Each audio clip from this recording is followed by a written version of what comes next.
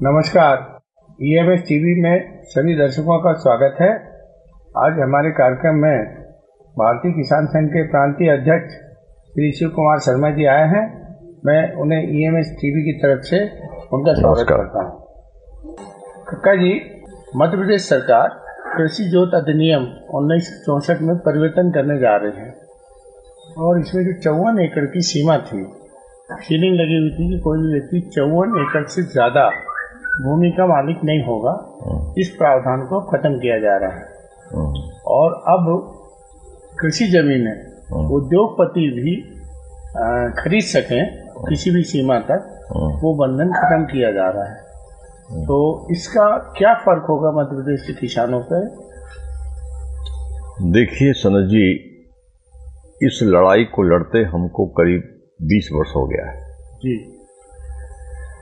पिछले दशक में 5 वर्षों में 5,60,000 हेक्टेयर कृषि भूमि,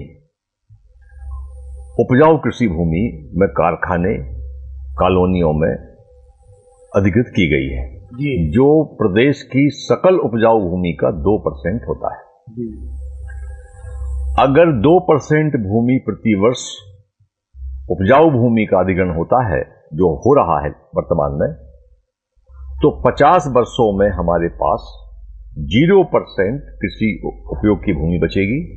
आबादी हमारी लगभग इससे जो वर्तमान में है दूनी के आसपास पहुंचने की संभावना है। जब देश की आबादी दूनी होगी और देश के पास कृषि भूमि नहीं होगी, तो उस समय राष्ट्र के सामने सबसे बड़ा संकट खाद्यान्न का होगा। उस समय देश में खाद्यान्न कहां से आएगा?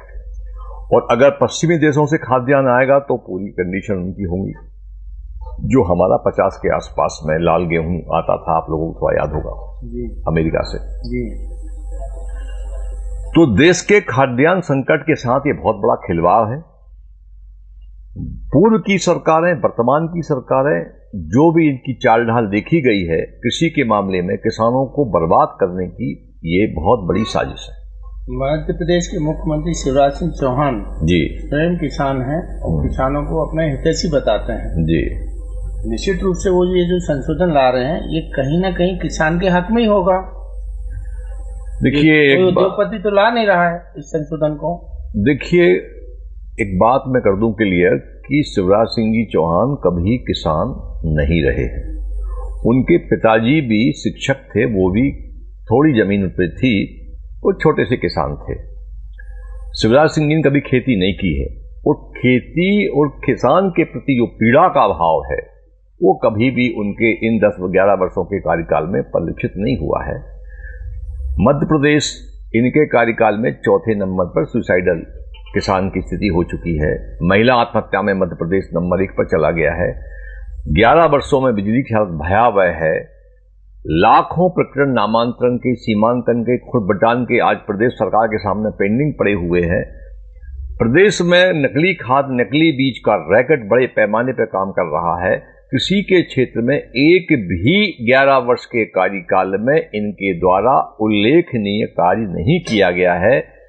एक जुमला जरूर वो कहते रहे कि मैं खेती को लाभ का धंधा बनाऊंगा, और जब से उन्होंने ये कहा है कि लाभ का धंधा बनाऊंगा, खेती लगातार घाटे में चली जा रही है और किसानों की आत्महत्या की जो दर है वो प्रति साल बढ़ी जा रही है।